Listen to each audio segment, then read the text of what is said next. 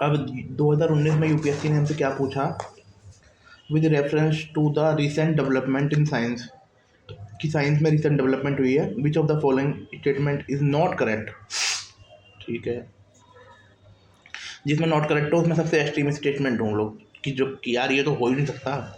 Cell taken out from plant and animal can be made undergo cell division in laboratory, petri dish हो सकता है।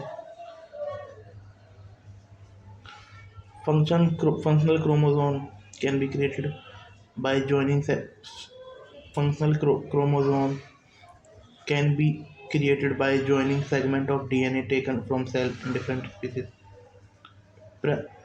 Pieces of artificial functional DNA can be created in laboratory. ये PCs of artificial DNA है ना, ये नहीं हो सकता, पी आंसर है इसका।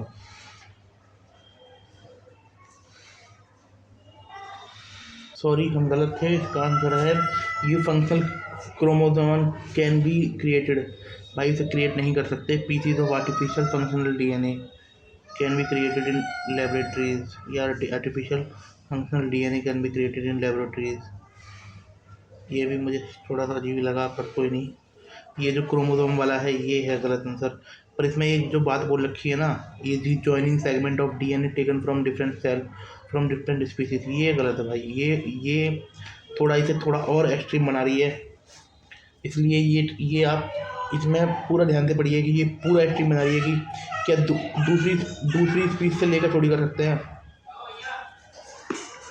अब साइंटिस्ट, अब एक क्वेश्चन इसने हमसे पूछा कि scientist can cut apart and paste together DNA molecule regardless of source of molecule. ठीक है, पढ़ते हैं। Scientist cut apart and paste together DNA molecule, 2001 में पूछा था। And at will regardless of source of molecule. DNA fragmentation can be manipulated using restriction endonuclease and ligase. ये answer है इसका।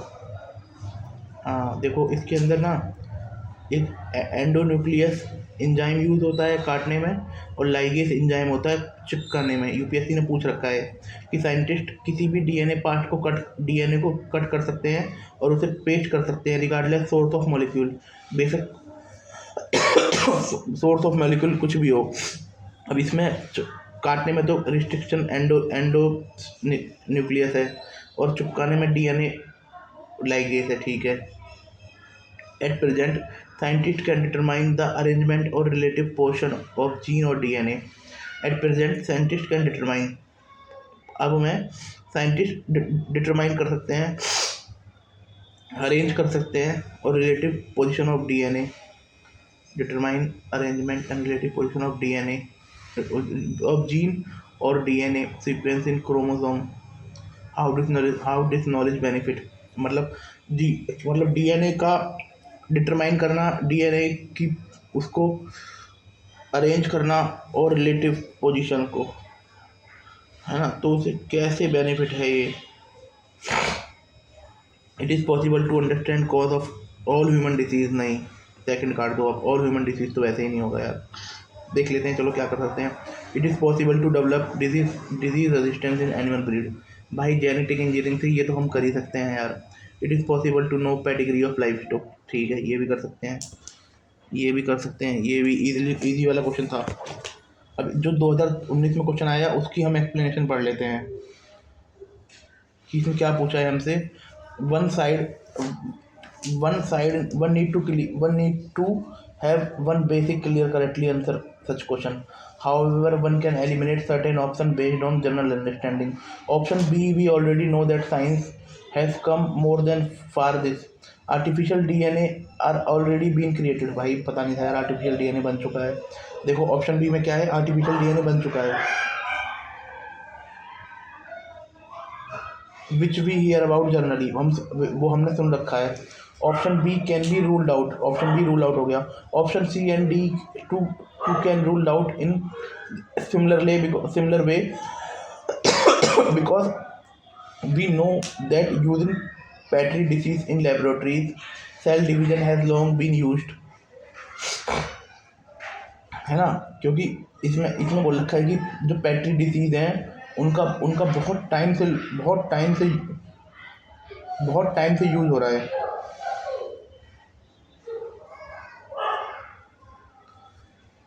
अब जैसे जो ये पेडिग्री होती है ना, पेडिग्री ऊपर पड़ा था ना कि डीएनए की सीक्वेंस को जानने से 2011 में पूछ रहा था कि हम क्या पता लगा सकते हैं।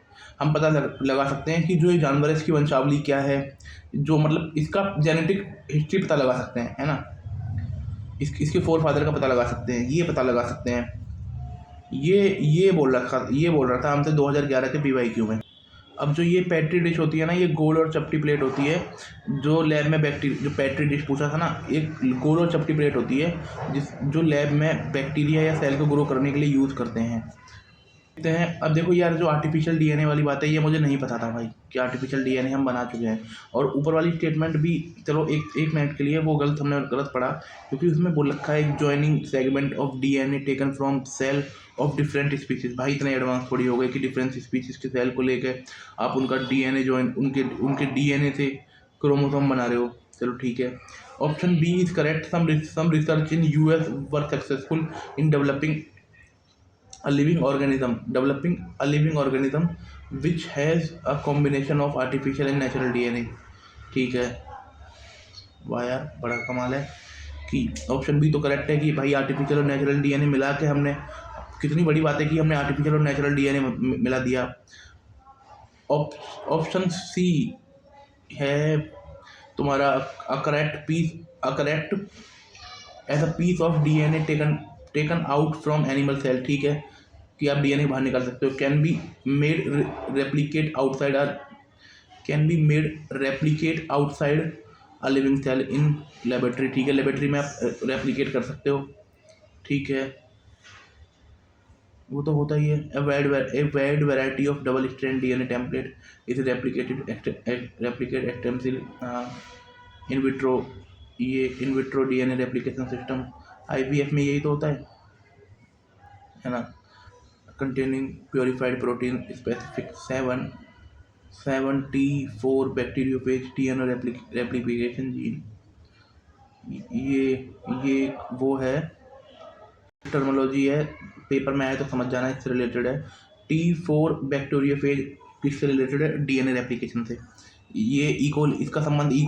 से भी होता है। अब T4 बैक्टीरियोफेज किससे संबंधित है? E. coli से। इसके लिए हमें कुछ जीन की ज़रूरत होती है, जैसे gene 43, gene 32, gene 41, gene 45, gene 44, gene 61। ये समझ जाना बस कि T4 बैक्टीरियोफेज का संबंध किससे है? जीन रेप्लिकेशन से। क्योंकि हर चीज़ में अगर आप जाओगे तो 10 साल लग जाएगी सिलेबस कंप्लीट करने में। Option D is correct. Cell can taken from plant and animal cell and can be made undergo cell division in laboratory petri dish. ठीक है, through the process of microorganism. Micropropagation कि आप plant और animal cell को बाहर निकाल सकते हो, पेट्री डिश में मल्टीपल रूप से मतलब उनका डिवीजन कर सकते हो, और माइक्रो प्रोपोगेशन का यूज़ करके।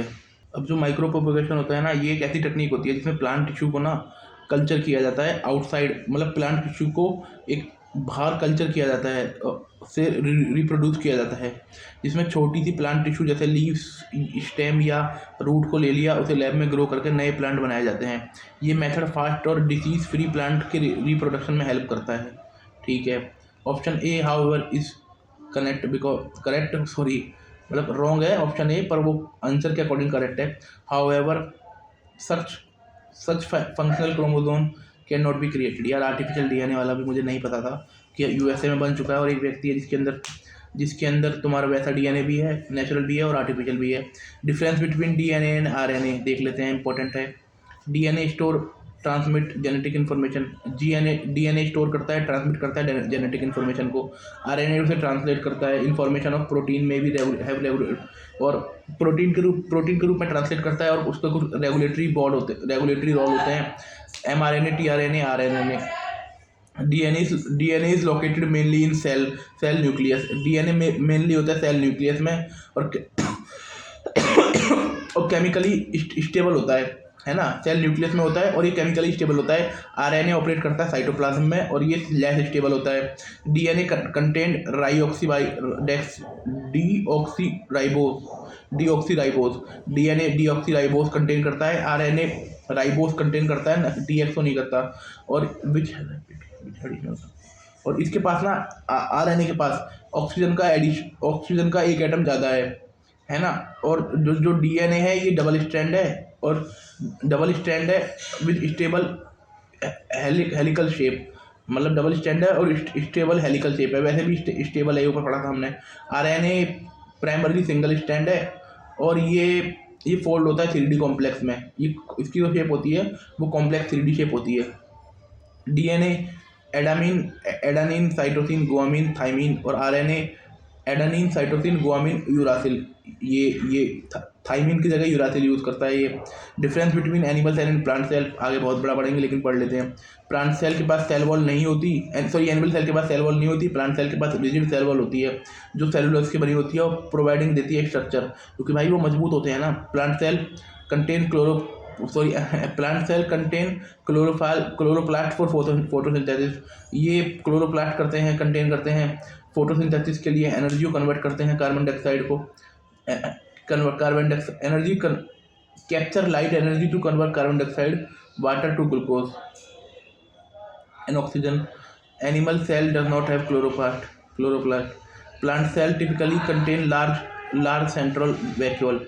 प्लांट सेल में ना खाना स्टोर करते हैं तो लार्ज सेंट्रल वैक्यूल होता है। स्टोर वाटर एंड मेंटेन ट्यूडिटी of cell. Animal cell may have vacuole. Animal cell के पास भी वॉक्यूल होता है पर वो छोटा होता है और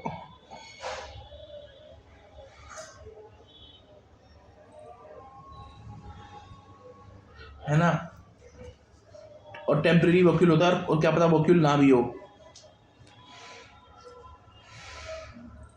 और ये जो ट्रग डीटी होती है ना, ट्रग डीटी का मतलब है, जैसे जो वैक्यूल से रिलेटेड है, कि ये था ना कि ये vacuole large and central vacuole to store water and maintain turgidity of cell TURGIDITY का मतलब है कि प्लांट सेल में वाटर का प्रेशर जो सेल वॉल के अगेंस्ट होता है, वाटर का प्रेशर जो सेल, जब प्लांट सेल में पानी भर जाता है तो उनके वैक्यूल में प्रेशर क्रिएट होता है जिसे टर्गोर प्रेशर कहते हैं। इसे प्लांट सेल रिजिड और फर्म रहती है। ठीक है, अब बताओ यार वैक्यूल प्लांट सेल की कितनी हेल्प कर रहा है रिजिड और स्ट्रक्चर देने में।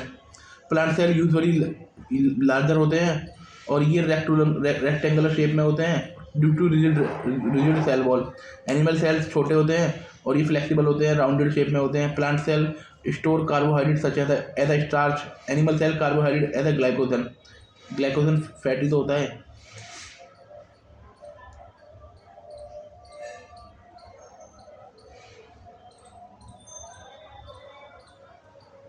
क्या होता है ग्लाइकोजन। अब क्रोमोसोम पढ़ लेते हैं। Chromosome is